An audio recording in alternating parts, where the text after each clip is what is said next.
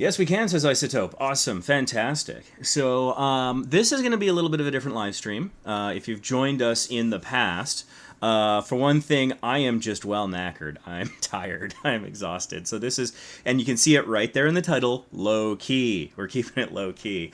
Loud and clear. Awesome. Thanks for the sound check, everybody. So yeah, I'm just coming off the Mario Marathon, where we were able to raise over $33,000 for Child's Play Charity, which is a charity that promotes, or well, not promotes, but it provides video games, books, and toys to children's hospitals and domestic abuse shelters all across the world. And so it was sort of a 2-day event this year. It was a truncated version. I myself did a shift that lasted 22 and a half hours.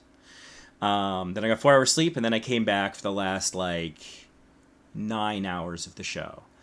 So that ended yesterday, and so today is the beginning of sort of my long weekend recovery. I got the next 3 days to recover, which is nice. It was an amazing experience. They're doing it again next year, except next year we're hopefully outside of this crazy world we're living in. We're going to do it old school, where I'll actually fly or drive to Indianapolis to actually physically be there rather than doing it through webcam. But yeah, no, it was amazing. It was humbling. We exceeded our expectations. We hoped to raise $20,000. We did over $33,000, and all that was amazing. And so today was my sort of beginning of my recovery days, and I was tidying up the house, and I realized, well, I've got everything set up to put on a show since I was remotely participating in the marathon. So I figured, why not do a little live? I don't know how long I've got. Opportunity presents itself. I jump on it, which is why it's good to subscribe with notifications turned on. And I don't have any, like, this isn't gonna be one of my usual shows where I'm all like crazy energized and like self-promoting along while helping people. I don't have any of my props, really. I don't have the funnel. I don't have the books. It's gonna be low key, taking it easy. But I just figured I got everything in place. And for the Mario Marathon, I got myself a new 4K webcam, which I'm broadcasting from right now. Here, I'll give you a quick look from that shot. And I haven't changed my OBS settings because, like I said, I'm just recovering from the marathon. So I don't think we're broadcasting in 4K, but that's something I'm gonna possibly see about doing in the future. So that's kind of exciting. I did record an unboxing of the 4K camera that I need to edit, and what I'm hoping to do with that is do a comparison, because I've got a 720p Logitech, a 1080p Asus or whatever it's called, and then I've got this total mystery of a brand 4K. And so I was thinking of doing a comparison video where I kind of switch between all three when I get them all hooked up and stuff. But that's all for the future. For now, I figured let's just hang out. Let's talk some YouTube. You can call it the TikTok is over party if you want, because it sounds like that's getting banned in the US, if that's something you want to talk about. We can do channel reviews, whatever you like, and we'll go as long as we can go, and we'll see what we can do. Maybe have a little bit of fun. It's been a while since I've been able to do one of these, so there you have it. Technobird says hello. Elvis, one of our moderators from our Facebook group, is here. Thank you to Elvis and all the moderators of the Facebook group, particularly over the last couple days while I was focusing on the Mario Marathon. They kind of kept the trains running while I was gone, and so I do appreciate that. And, of course, all their help even when I am around. I wouldn't be able to do it without them, and it's too often a thankless job, so I want to take the opportunity to say thank you. Sincerely. It looks like the group is returning to a growth position, which is very exciting. We had an experience, and this might be useful if anyone runs a Facebook group. This year, we've had a couple times where the group actually started to contract in size, where it would lose, potentially hundreds of members a day, and then it would go to a growth position where it would be growing at thousands per day. And I've been trying to figure out why that was. There were some, various competing groups that kind of were having a bit of a harassment campaign against us and were saying bad things about us or whatever. And that coincided with the last time we had this contraction. But I don't think that's actually what it was, because I don't think there was a similar campaign this time. And here's what I think happened. Someone tried to post adult nudity in the group, and that is against Facebook's terms of service. We never approved the post in either situation. It happened once in February, and then it happened mid-July. But the Facebook algorithm or whatever community standards functionality caught it and flagged it before we even had a chance to review it. And I think what that did is I think we got a hit in the Facebook algorithm as a result, so it wasn't showing our group. And the experience is very similar both in February and what happened mid-July. adult nudity gets posted, we get a notification that it got caught. We ban the user. We never even saw it because Facebook was on it. And then 2 weeks of losing about 100 members per day. And then after the 2 weeks, it's like we got let out of jail and suddenly people are coming back in again. And that's exactly what happened this time around as well. So I think we just got out of jail, actually, ironically, right as the Mario Marathon was starting.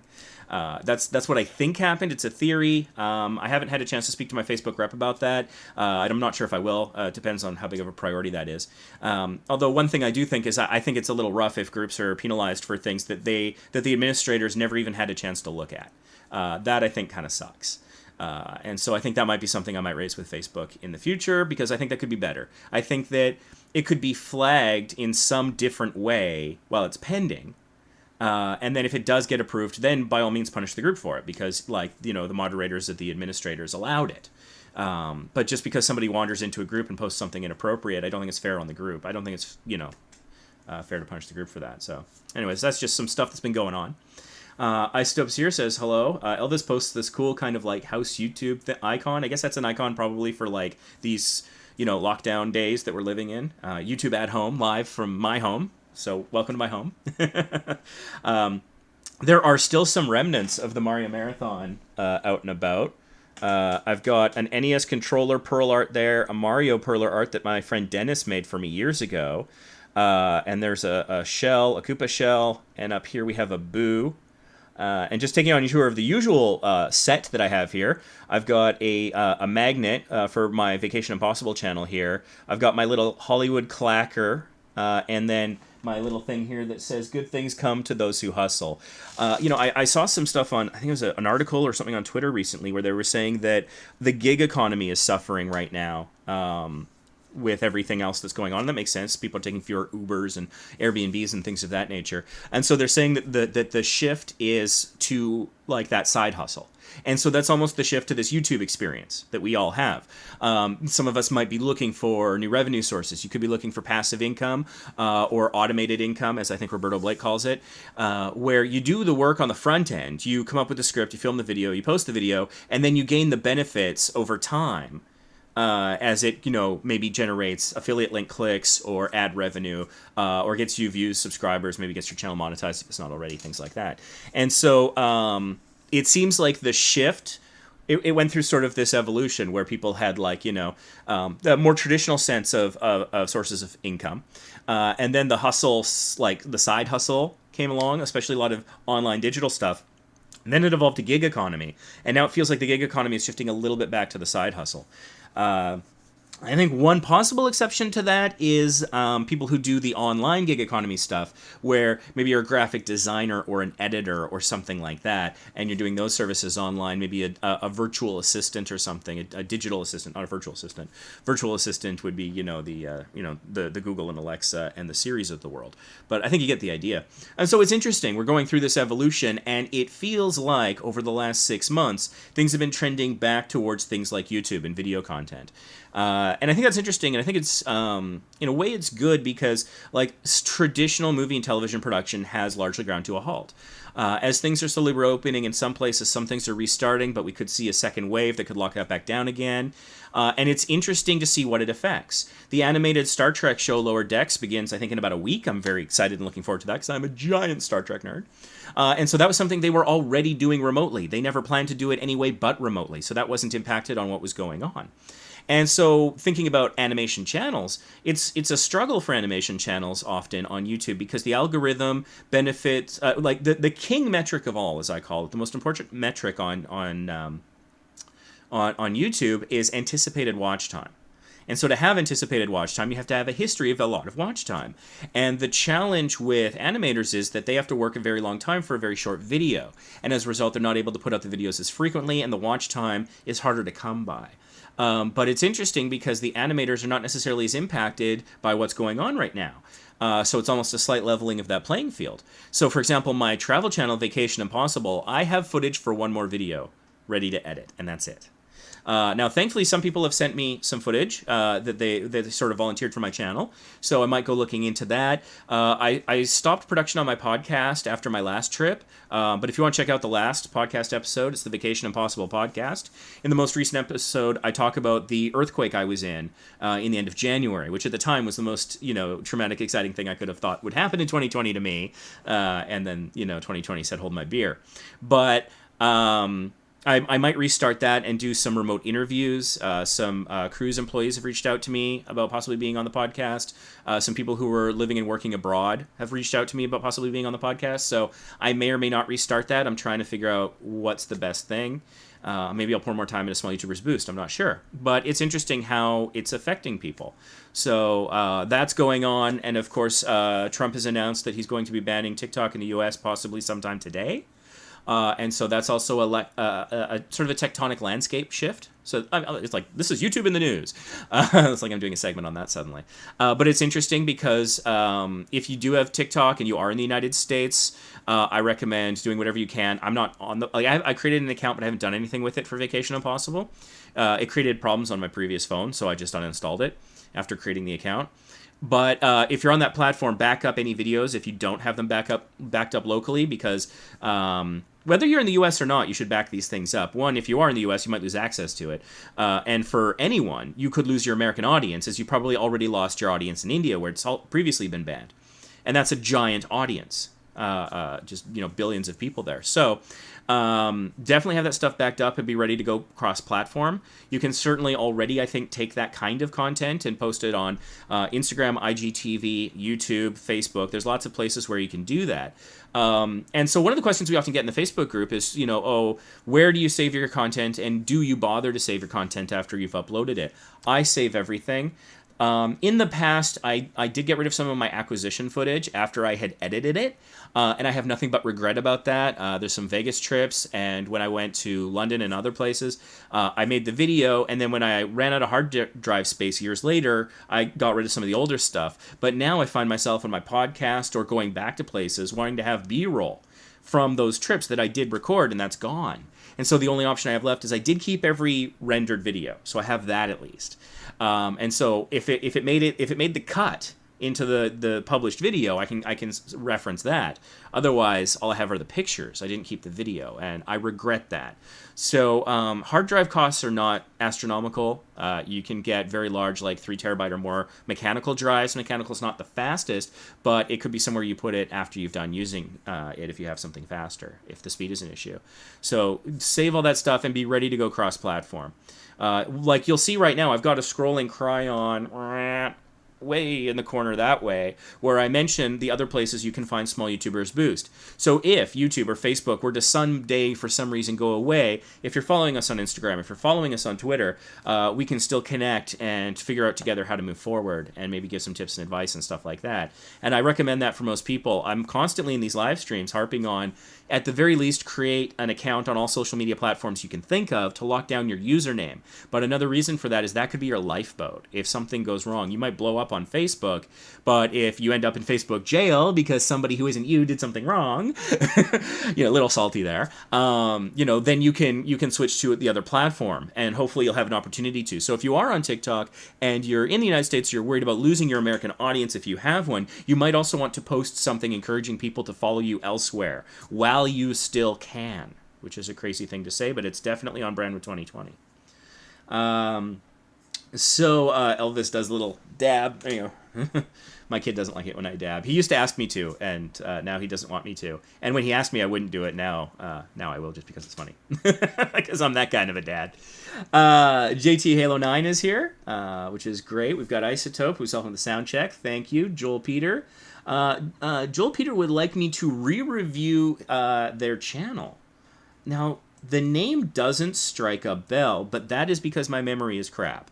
Like, one of the things that I frequently say... Let me just get rid of that notifications there.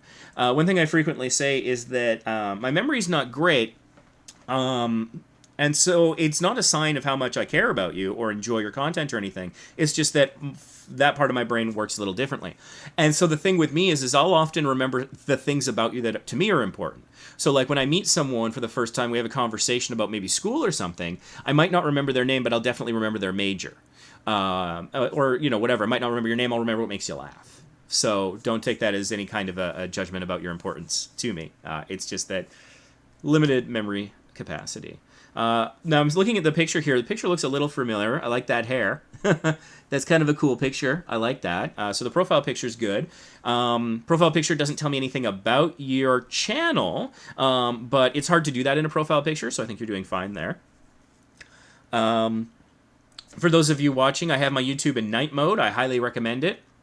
For one thing, for those of you on battery-powered devices, whether it's your phone, a tablet, or a laptop, when it's darker, the screen takes less battery power. So a white background takes more energy to project than a black or gray one. So I recommend dark mode for at least that. Save on your battery. It's a tiny bit, but you never know when that might make the difference. It could end up being important, especially if you spend a lot of time on YouTube, which I imagine you do. You're probably a YouTube creator if you're here, and you're definitely watching me on YouTube. So you're probably spending a lot of time on the platform. I recommend dark mode. And I also have the TUBEBUDDY browser plugin installed. I do have an affiliate link down below if you want to get it. A lot of what you see is available in the free version, but in a limited capacity. So for example, I've got the most used tags here. You'll notice my scroll bar is tiny because it goes on bloody forever because I have a legend account. And so with the free account, you'll get like a few, not nearly as many, and then there are paid options. If you decide to get a paid option, we've got a discount code down below that you can use to save 20%, and that's stackable with the annual discount too. So if you buy a year at once, then you save 20% for that, and then use our code, save another 20%. But even if you just get the free version's got a lot of really good functionality in it too. I don't think most YouTubers need Legend. I kind of went whole hog, partly so I can show you guys, partly because I just love the tool. But Pro or Star is probably good enough for most YouTubers. So that's my personal recommendation there. Video is not sponsored or anything, but it is an affiliate link. And so if my YouTube looks different from yours, those are the two reasons: dark mode, and I've got the browser plugin installed, which I highly, highly recommend. So just looking here, I see you've got 2.71 thousand subscribers, which is a really good count.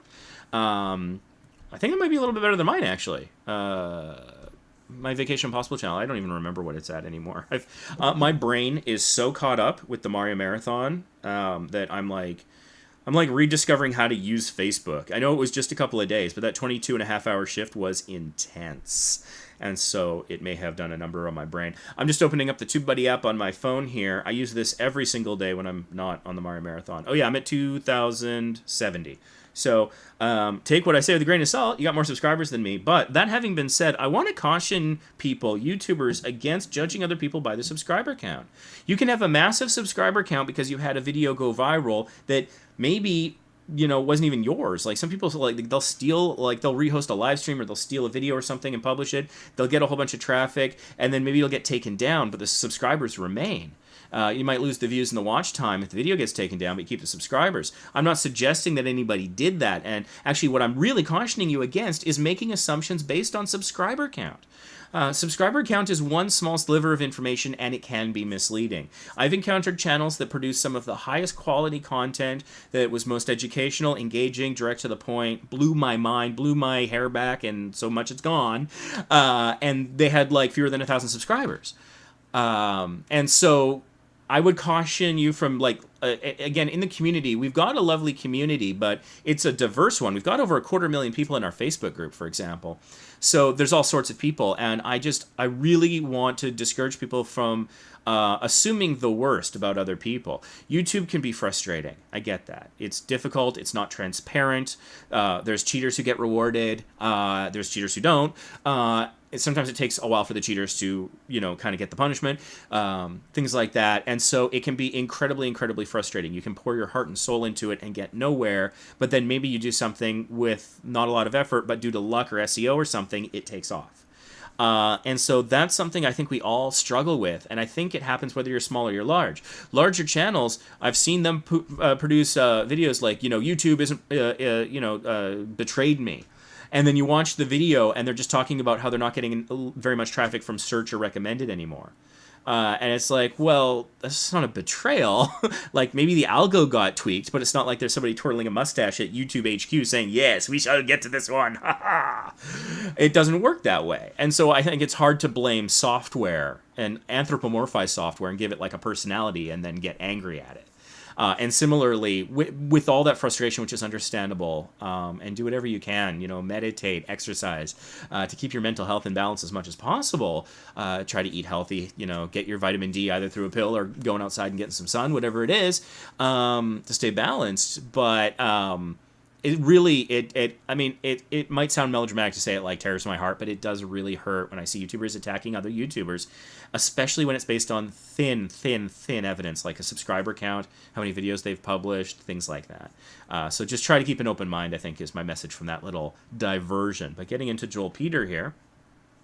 Joel Peter is the second result, as you see here. So there is a video that has 42,000 views. That is a 30-minute video, which is worth noting. Again, getting back to what I said earlier about anticipated watch time. If you've got a long video and you're able to keep the retention up, anticipated watch time, because it says in the past, it got all this watch time. So it is likely in the future to get lots of watch time. So the algorithm, and I'm kind of anthropomorphizing it here, but it's an easy way to understand it. The algorithm says, okay, well, show it to more people. Because it's a fundamental understanding that YouTubers need to understand, is that as it stands right now in the current state of YouTube, and it's been this way probably since about 2011, the thing that YouTube values most is watch time, above all else. And so that is probably why that's coming above your channel name, even though, it is your channel name, and it is in your description, I see. So you're rocking SEO as best you can, but your SEO is fighting against this other thing that has anticipated watch time, which is a huge advantage.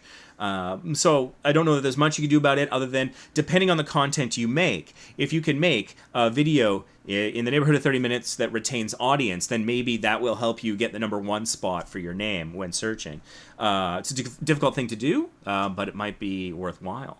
I see you've done 292 videos, so I do, and that's one thing. Video count, I do respect the hustle there. You're well past your first 100 videos. Roberto Blake says make 100 crappy videos, and so I don't think that the threshold is necessarily of 100. I mean, it's an arbitrary number. It doesn't trigger anything, but it's just sort of a easy to understand round number where people say, like, it's around that point, hopefully, where you've really you've learned a few things technically about, like, editing and filming and sound or whatever. You've learned some technical things, hopefully, about the platform. You've had some experience. You probably got more comfortable on camera if you appear on camera. You've probably had some failures, which were probably fantastic teachers. And so that's oftentimes why people look at that first 100. But I do respect the hustle, putting out that many videos, no matter how long it took you. That's a lot of hard work, and so I respect that. And so your description here says, I'm Joel Peter, and I do create a lot of audio, gaming, and tech content. Now, grammatically in English, that's a little awkward. The word do doesn't really need to be there. Because it's sort of a verb followed by a verb. You could just say, I create a lot of audio, gaming, and tech content. So for this, though, in your description at the very beginning, in that first sentence or two, the things that would show up here, I would recommend, generally speaking, for people to avoid the word I. Because at that point, you want to grab people early on with explaining what you're about and enticing them to click. That's what that early part of your description for your channel is really about. And then later you can transition into talking about your why, which is when statements beginning with I could come in like a second paragraph, a third sentence, something like that. So at Joel Peter, we create audio, gaming, and tech content. That's fine. I would also remove the word content. Content is not search friendly because everything is content and people use the word everywhere that it is diluted to have no meaning at all. If I say to you, I make content, what don't I make? I can't think of anything that rules out.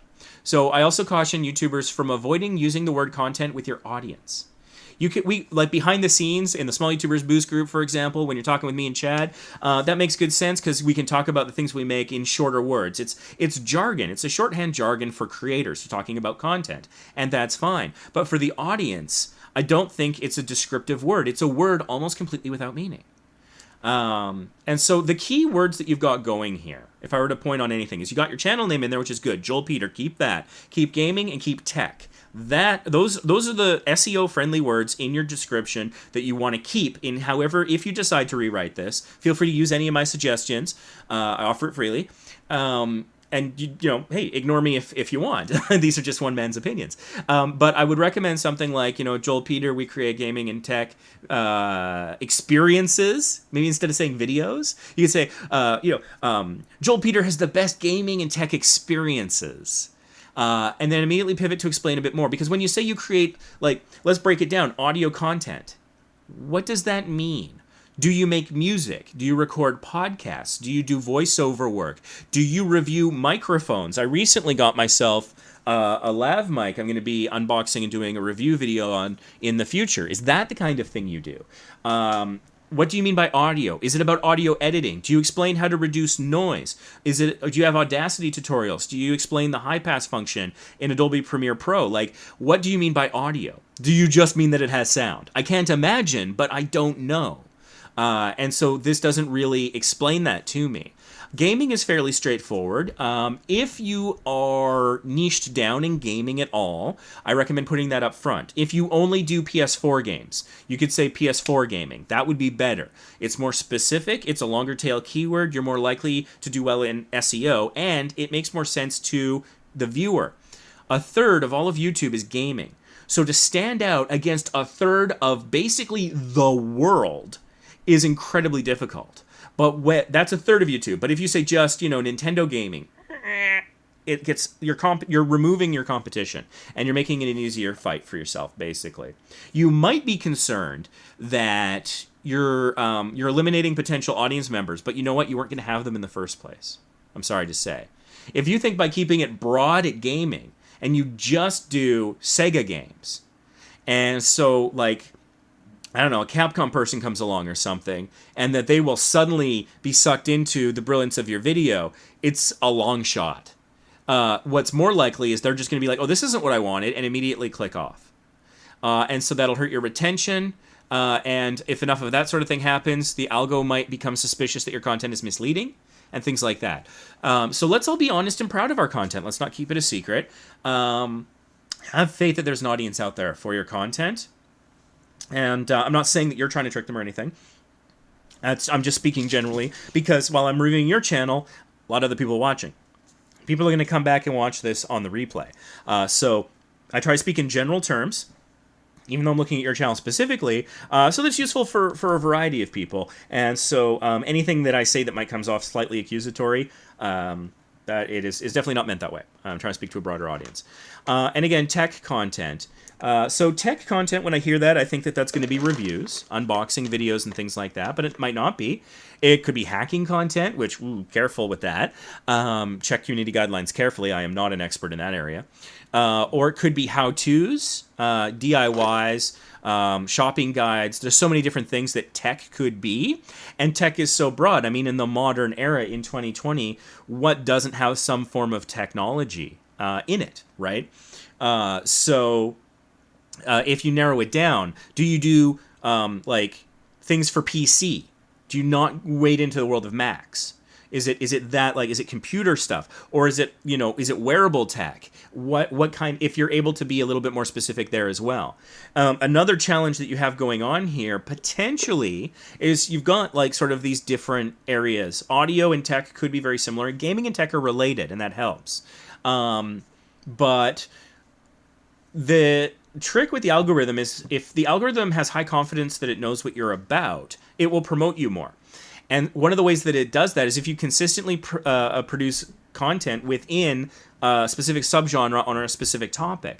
And so if you're jumping from one day you're playing World of Warcraft and the next day you're reviewing a camera, it confuses the algorithm. So if your tech ties into it. So if all the tech reviews you do are about the things for gaming, maybe you do a tech review of the specs of the Nintendo Switch, or the latest Alienware stuff you get from Dell or whatever. If it's all tied to gaming, that's great. You could be gaming and gaming tech, something like that. Gaming audio. Is it about headsets for multiplayer and stuff like that? And so that's something to think about. Another thing to point out here is that your Twitter makes it into the description, but it's not clickable as such. It just goes to your channel. So what you're probably going to want to do is include your Twitter as a link that'll appear on your banner, which, and again, I haven't gone into your channel yet, so maybe it does. But also think, I wouldn't put it in the text because it will never be clickable to Twitter. you want to put it in the links. Then it's clickable. And make it easier for your audience. Your audience is lazy. Embrace that as a strength. As well, if you're getting to your social links that early in your description, I fear that your description is going to be kind of thin. So that's something to keep in mind that I think you might want to expand upon after your initial sentence that explains what you're about, hopefully entices people. Then you can pivot into talking about things like why you make videos. I have a little acid reflux, so I'm going to pop a Tums. Sorry if I'm going to sound a little mumbled while I do this. I'm going to go into the channel. Now pause this. We don't want to play any videos for copyright issues. That is a sharp banner. I am impressed. That is nice. I like that. That image is crisp. That's like from a product release video. I would expect to see something like that at like an Apple release video, or like on the banner of like a page on Microsoft, if it was like the Microsoft Surface tablet or laptop or whatever, 2-in-1, whatever. That picture is nice. I like it. It's sharp. Your text is high contrast because it's a relatively dark image, white text popping on it. Fantastic. Well done. Here's where I'm going to have some critical things to say. But of course, if I was just here saying that you're awesome, you're not going to get any value out of that other than feeling a little bit good about yourself. Let's try to do both. I'll say some good things, but also provide some suggestions. A note about feedback. I try to make my feedback constructive. I define constructive feedback as having 3 key principles. 1, it has to be specific. If I say you suck, that doesn't help you but bring you down. But if I say like, oh, you know, your logo sucks, and I'm not saying that here, but let's say I said that, okay, at least now I'm specific so you know what you need to work on. 2, it has to be prescriptive. It has to offer a solution, an alternative, something specific to look at to change in a specific way. So if I say, oh, your logo sucks, it would be better if it's blue. Now I've got 2 out of those 3 metrics. And then the third one is it has to come without any strings or expectation that you'll do it. And so if I come back and look at your channel in a year's time and I say, hey, you didn't change your logo like I told you to, that's not cool. It's up to you to make those choices. People can give you all the advice till they're blue in the face. You're under no obligation to take any of it. And so that's for my recommendation for people who are giving feedback. Try to hit those 3 things. Be specific, prescriptive, and don't expect that they'll do it. It's not a demand. You're not holding them hostage. You are not their boss. Similarly, if you are receiving feedback and your feedback that you're receiving from someone is not hitting those 3 metrics, maybe consider getting feedback somewhere else. Or at the very least, take it with a grain of salt. Don't let them get to you if they're not adhering to those 3 principles. So that having been said, some critical things here, because it's so good. That background image is perfect. Don't change the background image at all. But I think some of the text on it, we can make some slight tweaks to. It's relatively high contrast. I would be tempted to put a drop shadow on it to make it pop just a little bit more, but that might be overkill. It might be better without. I am not a graphic design expert. I have no training in that. My degree is in political science and economics. So I have no formal training in graphics. It's just a personal taste thing. Also, it's kind of inconsistent. It looks nice, but the P is clearly this sort of blocky thing, and the J is just like a line art, whatever. And so I would be tempted to try and make it go a bit more consistent. I think doing the J in the style of the P would look a little bit better. Maybe also putting something inside the P just to make sure that like it's clear that that's a P and not an R, like a lowercase r or something. I think that would look really sharp. Or alternatively, you could change the P to just the line P. But at least then it has a consistency of like typeface. And I think that would look a little bit more professional. So that's just something to think about. And then underneath, it says new videos every week. I really recommend against people putting a commitment like that in their banner or publicly at all, frankly. We can have goals and targets and things that we want to do, our own content strategy, business plan, whatever you want to call it. But I recommend keeping that behind the scenes because that doesn't actually add huge value to the audience, in my opinion. As well, it puts enormous pressure on your shoulders to adhere to that. Particularly in these modern times, the situation we've been dealing with the last 6 months or so, if you are ill, the last thing you need to be doing when you're trying to recover from an illness or an injury or a financial crisis or something else is worrying about getting that YouTube video out because you told people you would. You want to keep your word. You want to be a man or a person of your word. And so by giving it this way, you're putting unnecessary pressure on yourself. If you can maintain 1 video minimum per week, that's great for your channel. That helps with some algorithmic momentum. I do recommend it. I don't recommend making that a public statement. Additionally, If people don't know when your new video is coming out, then they have an incentive to subscribe with notifications on.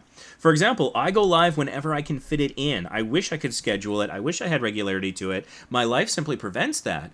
So I advise people at the end of most of my videos, subscribe with notifications on so you can join us in a live stream. And I imagine that's exactly what you did since you joined us so soon. That's why you're getting this channel review. So you could provide a similar incentive to other people. I don't know what kind of call to action, otherwise known as a CTA, that you might have in your videos, where you ask people to subscribe. You might not even do that, and that whatever works for you. I have videos on this channel about that, but you're giving somebody a reason. And so you could say, we're constantly putting out new videos about gaming and gaming tech. Make sure you subscribe so you can click the bell so you're notified when we got a new one coming out. Might save you some money, help you win that next game, or get you a better system, whatever. You can build it into the value proposition that way. And so having that level of a little bit of mystique, a little bit of mystery, maybe it's not the worst thing. It actually could be a strategic advantage if you choose to go in that direction. But as a viewer, when I see things like new videos every week, that, to me, this is my personal opinion, it does nothing for me. Okay, you're putting out weekly videos, fine. What are you about? Why is it for me? What's the value for me? How does that add value to me? I don't know that it necessarily does. When people are initially landing on YouTube channels and videos, I don't know that they're looking for a long-term relationship. Maybe they are. But, it's a little bit like, before the first date, you're like, I'm looking for a relationship to last 3 years. Who would go on that date? I don't know. And so, I mean, that's kind of it's not the best analogy. It's a little extreme. But I think that you're talking about the frequency of your videos. You're not talking about what they're about or why they add value to people. You're not necessarily enticing people. And so I would consider replacing it with something that's more of a value add proposition for your audience, or maybe just remove it, bring the text down a little bit, and have a slightly cleaner image. It's already a very clean minimalist image, which I love minimalism, so that's kind of my thing. I mean, seriously, look at this wall of mine. Look, how blank would it be if I didn't have remnants of the Mario Marathon? That would be a largely blank wall. So that's just me. But anyways, that's just some thoughts there. You've got a link to Twitter, and that's working properly with the icon. That's great. You got a PayPal donation link. I think it's okay to have that, but having that so early in the links, that to me raises a slight red flag. It says to me that maybe this person, like if I'm going to a tech channel, what would I want in a tech channel? That's an interesting question to ask myself. It's my show, so I guess I can. What do I want in a tech channel? Oh, somebody just tried calling me. Probably a auto dialer. That's like the only kind of calls I get anymore. No voicemail, so that's fine. Anyways, when I see that early on, a tech channel, what do I want in a tech channel? I think I would want a tech channel that is well funded. I want a tech channel of somebody who has a bunch of money so they can buy and try tons of stuff, but that they still get that their audience wants to save money. And so they might say, here's the best budget microphone. And I can say that because I've reviewed 5 personally that I've tried myself. And so when I see someone asking for donations, particularly on a tech channel, that makes me a little leery. And the thing is, whether consciously or subconsciously, I think people are looking for things that align with their values, that give them value, and that have a good why behind them that aligns with their values. And so when I see a donation thing so prominent, it makes me think that this is a money-making endeavor. And there's nothing fine with that being a result or an outcome, but if that's the why, I feel like when I click on a video, if they're all about making money, I'm going to get ad breaks all the time. Every video is going to be more than 8 minutes. The older videos are going to be more than 10, so that they could get all the mid-roll ads. So I'm going to add. They're going to have affiliate links everywhere. They're going to constantly be trying to sell things to me. I am going to have to navigate my way through whatever this is to find what I'm actually looking for. Maybe I can find it somewhere else and save myself that pressure. Now, that's super judgy, super prejudicial. I freely acknowledge that. But again, our audience is lazy. We're not going to change them. Shaming them does no good. So let's use this knowledge that our audience is lazy to our advantage. How can we capitalize on that? So that's that. And then you've got a link here, which I'm guessing is to a different channel. JP the Lefty Gamer. Okay, I'm actually curious about this. Is this like gaming and politics? That's interesting. But then, and then here's Dark Provisioner. Interesting, interesting. It's interesting that you have a link in your banner to another channel. You've changed this while we were talking, didn't you? That's awesome.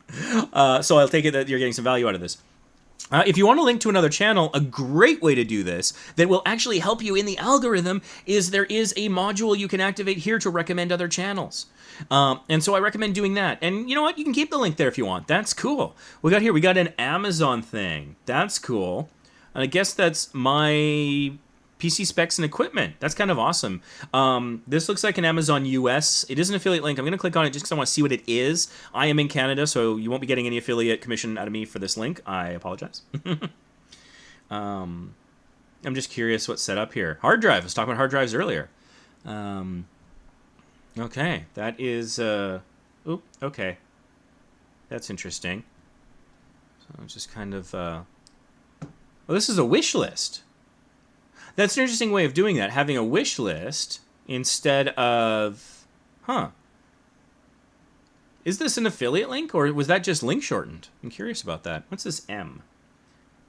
Medium.com. Okay, so you do some writing, I imagine. Articles and things like that. Fantastic. That kind of stuff is great for SEO. You'll probably do fine writing descriptions for your videos then, I would imagine. Let's see here.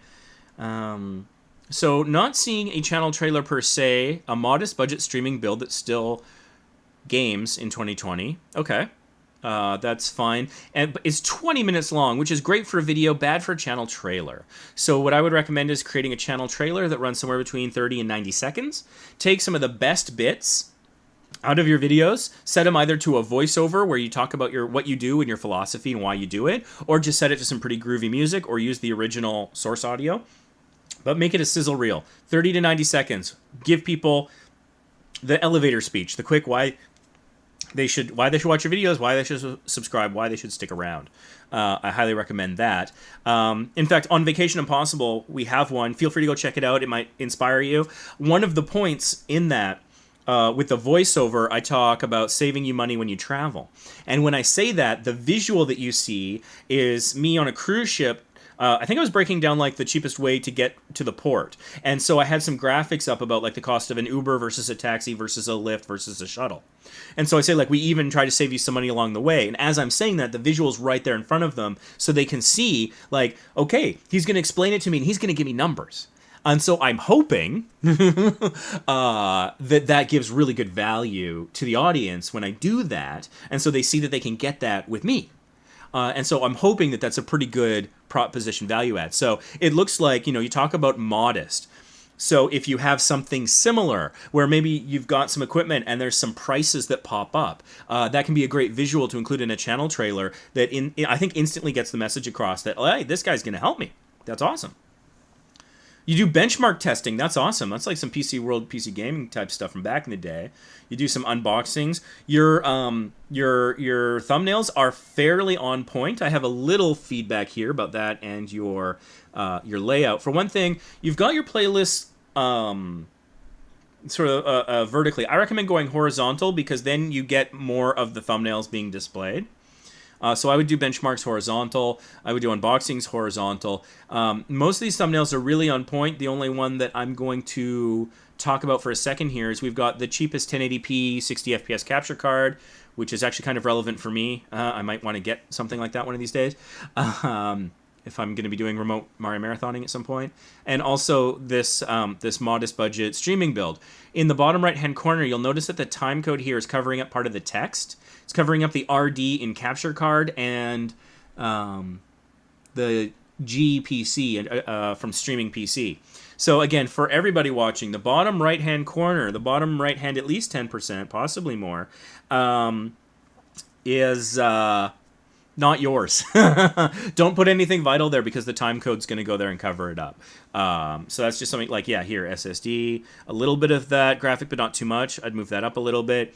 But otherwise, you've got some fantastic thumbnails, particularly on these. I like how they're, you got a consistent look across them. The benchmarks, you've got this sort of light yellow here, and you got the game logos. You got the word benchmark. I think that's really solid. The unboxings, I like it. The consistent background, that's cool. One thing you could do with this here is maybe switch the capture card and the text so that you don't run into that issue with the time code. But those are pretty. And that's the interesting thing here. But your popular uploads aren't on those. Aren't quite like that. An Ouya. That's funny. That's cool. You got sort of an Ouya review there or something. That's great. The soundtrack of a game slowed down. So, I mean, you're getting some substantial views. You've got something here with 170,000 views. I don't think I have anything quite that high. So that's impressive. Vector Marketing, Cutco, Honest Look. See, this feels completely off-brand with your channel. It's getting, some respective views. Vector Marketing isn't a scam. Nearly 5,000 views on that. I'm not saying don't have these on your channel. I would be curious to see if they're still performing for you. I noticed that some of these are like 2 years old. If they're still getting views, that's fine. Maybe make them a little less prominently on the homepage here. Maybe you can see where your traffic's coming from under traffic sources. But it's interesting. That feels completely out of place with the other stuff, but it's performing well for you. So I'm a little torn. Normally I would say, like keep it but bury it, but it's performing, so I don't know. It seems like you've been successfully the servant of a few different masters here. So I'm thinking that a lot of the traffic you get, I'd be curious what your traffic sources are across your channel. I'm guessing not a lot from search or recommended, and maybe a lot from things like social media, but I don't know. Maybe just rocking SEO and you're getting a lot of search, no recommended, and social media. I'm not sure. That's interesting. A lot going on there. Let me just quickly take a look at the About page. You might know him from his Undertale 143% OST slower video. That's kind of cool. I like that. Oh yeah, here we go. Joel Peter creates and maybe you just change this now.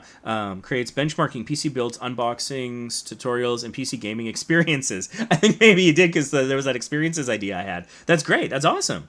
You might know him from his Undertale slower video. I like that. You're like, it's kind of funny because you're talking about yourself in the third person, but I think in a humorous way. I think it works. And you mention for SEO, this is good. A popular video of yours, and you sort of own the fact that kind of found an audience for you. I think that's great.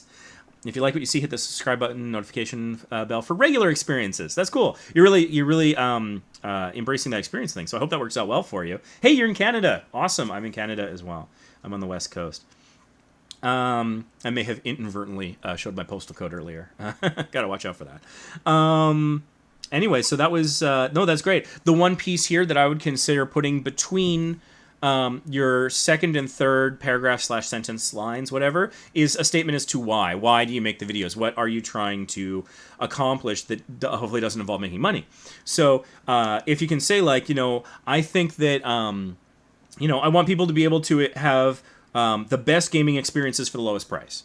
I want people to have PCs that will play things smoothly and not be frustrating for them, but that they can actually afford, or something like that. Or one of the things sometimes I mention is like, if I save you money here, you can use it somewhere else. So like on my travel channel, I say, I want you to know how to do it cheaper so you can go more often. Because my value, one of my beliefs is that travel is good, more travel is better. I say that in my channel trailer. It's kind of a mantra for us. And so if more travel is better, if you accept that as a value, because some people don't. They might say, I want to go 1 week a year, and I want to go all extravagant, all out. That's fine. Some of our stuff can still help you with that, but that's not our core value. Our core value is, we think travel's so awesome, you should do it more. And the way to do that is if you can do it cheaper, then you can do it more. Seems pretty straightforward to me, and I think we find an audience that way. So if there's something like that, and you can go even deeper, like because where that comes from, a higher level why, is that I believe travel broadens the mind. And so I think that life is enriched by it. What's that thing they say is, travel's one of those things you spend money on that makes you richer, which I enjoy. I definitely believe that. And so even a step further than that, it's called Vacation Impossible. So I want to show people that they can go on the trips they didn't think they could go on. People who say, I can't travel, I would love to be able to show them that maybe they can. And that's really what that is all about. So if there's anything like that, that's great. So that's cool. I'm going to hop over to chat and see what's going on. My fun Chris says, hashtag channel reviews. Isotope is helping me with my sound check. My chat is scrolling without my permission. Let me just find myself here. Teacup, for one, was helping with the sound check. Thanks for that. All of this was helping with the sound check. Isotope says, I'd love to hear your opinion on my channel after all this time. Now, I know, Isotope, you had asked for a channel review in a couple of broadcasts, and I didn't get around to it. But then in a subsequent one, I think I did. So I'm glad that I was able to do that. Your search, you know what, given the name, coming up number 4, you're still above the fold, you're on the first screen results. Given what your channel is, or, you know, given the name of your channel, I should say, you're doing very well. Because I'm sure most people search Isotope wanting to know what they are in terms of, you know, atoms and chemicals and things. So that's cool. I play Bleach, Brave, Souls, and other games badly, and in my gameplay videos, upload Souls randomly. This is a little awkward, but there's some things you got here that is really good. I'd say something like, I played Bleach, Brave, Souls, and other games. And then instead of the comma, maybe ... badly. And then end the sentence there. And then we upload our gameplay and other videos random. Or yeah, we can say something like, how can I put it? We create gameplay and other videos, ... randomly. Boom, end sentence. I think that would be good. It would create a nice sort of consistent sound to it, and I think it would be somewhat humorous. And again, there's that thing I was talking about earlier about incentivizing people to subscribe and notifications on. The randomly kind of does that. And so I think that would be pretty good, because that would tell me that exactly what it is, even if it is a bit of a tongue twister for me personally, the name of the games. But it tells me right away what you're about, and it tells me you have a sense of humor, and that you're self-deprecating, so it's not just going to be about how awesome you are. I get enough of that from rap music, so I like getting something else from YouTube. So yeah, I think if I were to tweak the description, that's probably how I would do it. But you're really close to where I would recommend getting it to. That's great. Non-Resident Evil fan reviews Resident Evil 3 Remake. I remember seeing this. I remember this now. Yes. Okay, cool. Banner's pretty good. Now you got your Twitter linked there. This is a 9-minute video that's serving as a channel trailer, so everything I just said about channel trailer, it applies to everybody. I do recommend it. I saw on my channel, it took me the longest time to pull the trigger and have the confidence to create my own channel trailer for Vacation Impossible. I did see an uptick in subscribers after I did that. I was able to articulate my why very well. And doing that for like the voiceover and the description of my channel trailer, it helped me refine what I was about. And so now when someone asks me what I'm about, I'm not like, I got 2 hands and a flashlight and I'm in the dark looking for the answer. I can just fall back without even thinking on my narrative, my voiceover that I did for my channel trailer. At Vacation Impossible, we believe that travel is good and more travel is better. We show you how, some off-the-road, you know, places to check out, and some hidden gems, and save you some money along the way. It's something like that. I'm still burnt out from the marathon, so I'm not doing a good job of it. But I can just fall back on that if somebody asks me. I've got it ready, chambered in my mind, ready to fire if somebody says, what are you all about? And so I think creating a channel trailer and going through that process, it's more than just creating a channel trailer so you have one. It's more than just explaining yourself to the audience. I think it's an experience for yourself that's beneficial to your growth as a creator, because it forces you to look back over what you've created so far. And that can be useful. It can be inspiring. You say like, oh, what about that video that I've always wanted to film? Like, ever since I started filming for Vacation Impossible back in 2001, and we had been talking about it for a couple years prior to that, there was this scene we wanted to film where we simulate the car breaking down on a road trip, and then it's just us walking along like a desert road where we're blaming each other for the breakdown. It was going to be like a gag bit, maybe something for like an end screen or whatever. To this day, we still haven't filmed it. And so when I go back and I do things like create a channel trailer, I look back at my old content for whatever reason, I'm reminded we still got to film that. That's going to be very funny, potentially. It would have some curse words in it, so I'm not going to totally give you the script. But yeah, it's just a funny little gag that I'd love to do one day. It's been on my back burner. And so that reminds me. And also going back and doing that, it can also be kind of like nostalgic. It can be reinvigorating and motivating because it's like, all right, I did film the Coast Guard saving migrants from a sinking raft. I did see that. Not a lot of people see something like that in their lives. That was an amazing moment. My James Darren video has over 70,000 views, whatever it is. Like, that is pretty amazing. Like, it reminds you of the things that you've done, and so maybe, you know, your chest will swell with pride a little bit at that, and it might inspire you and help move you forward and say, yeah, you know what, I did do those pretty awesome things. There's more awesomeness to come. I got to get on that. So I think it serves a variety of purposes. So you've got some playlists here with playlist descriptions. Well done. The layout here looks really solid. Nice consistent look to these Souls Tickets thumbnails. You're respecting that bottom right corner for the time codes. You got your popular uploads. You're doing pretty well here.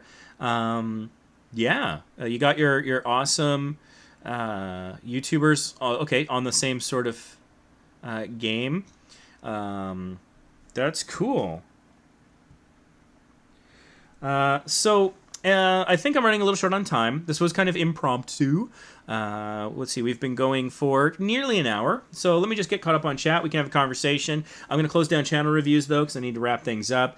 Sorry for the truncated live stream, but hey, it was better than no live stream. Let's see what's going on with everybody. Oh yeah, I talked to you about your SEO before. Stupid Robot Fighting League is in the house. That's great. Last time you reviewed, I reviewed your channel at 200 subscribers, and now you have 1,300. That is amazing. I will take 1% credit for that. No, it's great. Like, when I first reviewed Ace of Vegas's channel, I gave him some advice about niching down and some future content ideas. He's like over 5,000 subscribers now. We've done a collab. We're planning a future trip to Vegas once I'm allowed to cross the border again. Like, this kind of stuff is amazing. So thank you so much for sharing that. That gives me a nice warm feeling in my heart. I like that. Super Robot Fighting League says, nice beard. Yeah, I've been kind of regrowing it. So when I go into the office, I have to shave, because if I become symptomatic, I would have to don an N95 with a proper seal, and you can't have facial hair to do that. But it's been a little while since I've had to go into the office, so I'm doing what I can, trying to keep some clean lines on it. Grown quite a bit since then. That is amazing. Congratulations. Are you monetized? Did you hit your watch time 4,000 hours threshold? Do you even care? I don't know, but that is great. I'm so happy to see you succeeding there. Jai Meta says hello. I believe they've joined in previous live streams. Beard. Brickworld Therapy is here, another moderator from our Facebook group who's absolutely fantastic. Thank you again for all your work, particularly over the last couple of days when I was totally submerged in the Mario Marathon. Watching a live stream while walking in Walmart. Well, now I just want to scream into something, so like on the phone, like if you're not, hopefully you're using headphones though. And then if I screamed, that would be bad. But I just want to be like, subscribe to Brickworld Therapy! Turn your phone into like a little announcement for your channel. Let's see here. The Sky, which I presume is responding to somebody asking what's up. Changed my name. King Jace. I'm not even going to try to pronounce that. But welcome back, King Jace. DJ Talks was here, and is possibly still here. I'm far behind. Sinister RP. After speaking to my voiceover coach, I'm not pursuing Fiverr anymore. It puts you in a different, worse level compared to professional work, and it hurt your reputation. Since you discussed the gig economy. Cool! You have a voiceover coach, and yeah, I've never used Fiverr. I'm not on Fiverr. I have issues with Fiverr. I understand that they do not protect copyright well, or plagiarism. I know that there are creators like Roberto Blake whose their things that they sell privately themselves have been taken one way or another and then sold on Fiverr as if it was someone else's work. So Fiverr is an interesting idea, but I think that it has huge issues. I have very serious and substantial concerns with Fiverr, and I do worry that it devalues the work of people operating at higher levels. So it would be nice if there was a way to do it that was based around, I don't know, it's hard. Because if it was based around like people's time and labor rather than the output, and if they had some sort of protection, but also the protections, like, that puts the work on the people whose content is being stolen, and I don't think it would be fair for them to have to do extra work to protect their IP. So it's almost like if there was an automated matching copyright something, I don't know. Fiverr's a mess. I'm glad I don't work for them. No disrespect to anybody who does or uses it. I mean, there are, I'm certain, reputable people on it, and there are people who use it, you know, legitimately, and it's all fine. I just don't think it has any, if any, I don't even know, but I don't think it has much in the way of sufficient protections against abuse. That's my concern. Oh, the dog grooming nerd is not modded in chat. What's that all about? Okay, well, you should be now. I thought I got everybody, but I must have missed some. Also, I think I need to add a couple more mods from the most recent mods that I promoted. But welcome, Maria. Let's see here. Cheers from Canada, says Sinister RP. Yeah, cheers from Canada. I'm in Vancouver myself. Got rid of TikTok already. Let's see here. Keep the content, even if you only save the final product and delete the raw footage. Yeah, I say save as much as you possibly can. Achilles, I saw you supporting the Mario Marathon, tuning in, and I think you're in chat for a bit. So thank you so much for that. Everyone who did support the Mario Marathon the last couple of days, thank you. If you did want to donate, you still can over at mariomarathon.com. We will be doing a proper, hopefully, week-long event next year. Very excited for that, for Children's Hospital. So thank you, thank you, thank you. Edit it again, please. That sounds funny. Edit it? Edited, and it's in the past tense of edit, and then edit it. From me, probably sounds like the same thing. I would imagine. Keep all your videos. Been stuck on 294 subscribers for weeks now. Wish I could get over 300 before today ends. The easiest, like the biggest thing that I can recommend to anybody is get TubeBuddy and follow its best practices.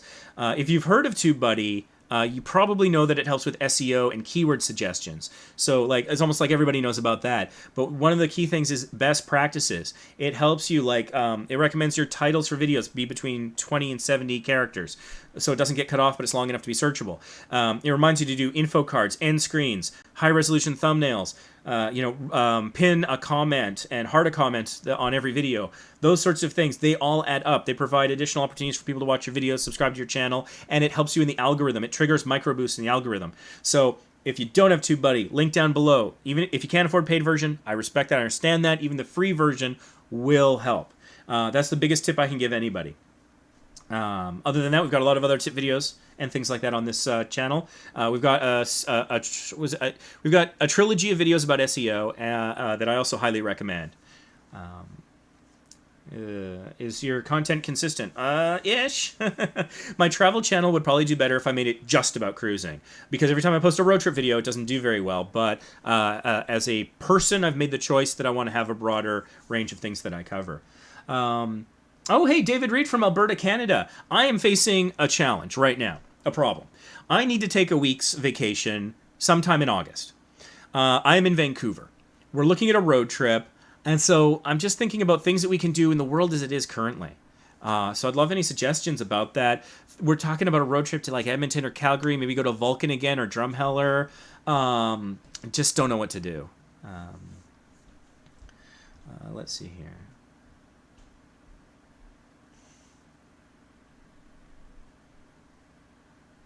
Oh, Fuzzy Tutorials. Hi from Alberta, Canada again. Cool.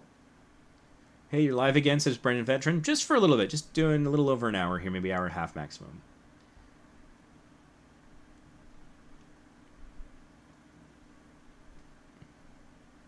Broke the rules. Curious about that. So is Brick World Therapy, it looks like. Have an updated channel description. That's one of the things I talk about just because it's things that's the thing that most YouTubers forget about. And I don't think it's hugely important, but we need every advantage we can. And, you know, there's so many other people you can listen to that talk about, like, your thumbnails. And, like, oh, my God, the number of people who make a video that says, this is how you succeed at YouTube, and it boils down to make good titles and thumbnails, but I won't show you how. It drives me crazy. And so I don't want to be just another voice in the crowd, because that's not going to help you. And so that's one of the things I talk about, because channel descriptions often get forgotten, I think. And can be a help. Oh, the niche, yeah. Yes, that was better, Joel. Good improvements there, I thought, right away. That was awesome. Throwing stuff at the wall for years. A lot of your stuff is stuck, though. And so that's awesome. You found success in like a couple different sub-niches. The way forward, though, because of that, is a little complicated, a little tricky, but it's a great problem to have. Oh, I'm successful in a few different areas. What was me? I'm not saying you're saying that or anything. It's just a thought. Broader audience is super helpful. It's awesome. Financee is a web designer. Oh, they made it. Oh, okay. Burnout is a real thing. Yeah, that, and so I'm thinking about taking a little break from Vacation Impossible, possibly. Burnt out on the gaming channel. Yeah. It's been hard getting. It's Jake says tried to post daily to get 4,000 hours watch time. That yeah, daily. I don't recommend it. It's great for the algo in your channel, but it might not be great for you, and it needs to be great for you first. Channel second. Anxiety is definitely something we all struggle with. Sorry, these are deep issues I'm only taking a quick glance at because I'm kind of out of time here.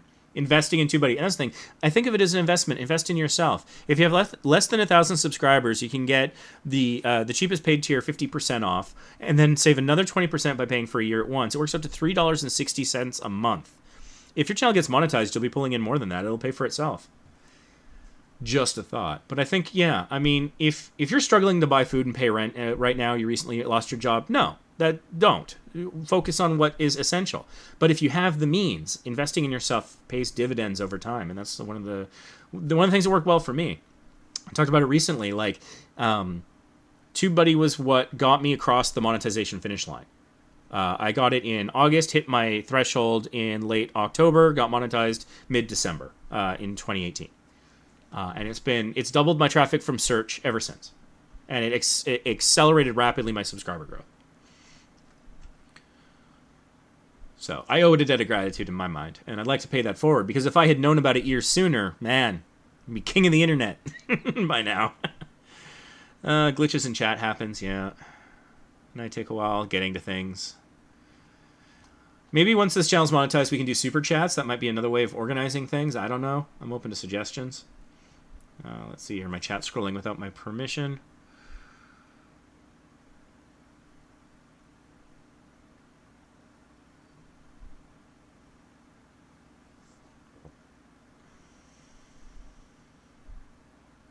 Yeah, so this live stream will be rewatchable afterwards. And as are all my other live streams. So they're available, I think, 45 minutes to 2 hours or something after the broadcast ends. YouTube does its processing, and then it's available. A lot of what I talk about is applicable to a lot of different channels. So even if I don't review your channel specifically, then I think it's still really useful.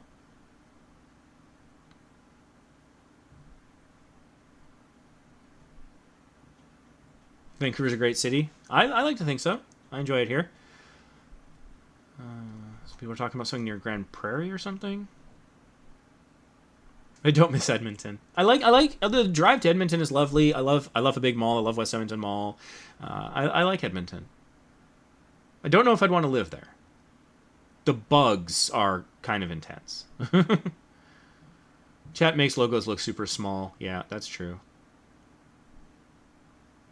Where he got me beyond the threshold. That is so nice of you to say, Achilles. I think I had very little to do with it, but I will happily take 1% credit. Somebody says vidIQ is a ripoff. I've never tried it, so I can't say from personal experience. Lived in the Lower Mainland, Surrey, Burnaby, East Van. Yeah, I lived in Burnaby and Vancouver, and I mean, I was born in Portland, but... So it looks like... Can't go back except to visit. It looks like I kind of got caught up on chat. I do have to wrap things up. This was, like I said, just kind of a low-key thing, but I just want to say thanks to everybody. Again, everyone who supported the Mario Marathon of the last couple days. Whether you watched, donated, tweeted about it, whatever, thank you so much. It was amazing, and it really gave us momentum going into next year where we're going to do a larger event. So this was, we just did like 36 hours or so this time, raised $33,000. Next year we're going to do a week. We're working on dates. As soon as I know, you'll know. If that's something you're interested in, feel free to, follow me in various different places. And so on that note, what I recommend you do is, if you don't, I should just properly, because This is, I am the owner of Vacation Impossible. I try to issue a challenge at the end of every one of my live streams, something specific that you can do to potentially grow your audience. So your challenge, if you choose to accept it this time, is to, if you don't have a Twitter account, go create one. If you are on Twitter, as soon as this live stream ends, go there and just tweet something in about your content. Go put something out into the world on Twitter. It's very easy. You're limited to, 240 characters. Go put something on Twitter. Go find someone interesting to follow. Just go do something on Twitter to see if that can help grow your audience. If you're looking for someone to follow on Twitter, YouTubers_boost is for Small YouTubers Boost. At VacayImpossible for Vacation Impossible, or you can follow me, cow_man, my personal account. Gets a little political, full disclosure, but that's just what I recommend, is go follow someone you admire, or you think you can learn from, or that you enjoy on Twitter. Go tweet something, go recommend on Twitter that people follow somebody else or something. See what kind of engagement you can create with just a couple seconds, maybe a minute or two of your time on Twitter to begin to grow multi-platform audiences, so that we're not just invested in YouTube or TikTok or Facebook. Try to get out there, and so let's go create a little activity on Twitter to bolster that side of things. And so, with that, I just want to say thank you so much for tuning in. If you're not subscribed with notifications, I do recommend you do so you can join us for a future live stream, join us early in chat, so you stand a chance of getting your question answered, your channel reviewed. Maybe I'll do a tutorial at your request, whatever you like. And if you're not in our Facebook group, facebook.com/groups/small YouTubers Boost, over 250,000 YouTubers there to help support, collaborate, answer questions, commiserate when things are hard. We've got some units there that teach you about SEO. We've got different recommended equipment, all sorts of good stuff. Thank you so much for watching, and I'll see you on Twitter. Have a good rest of your Saturday, everybody. Thanks for tuning in. This live stream will self-destruct in 5 seconds.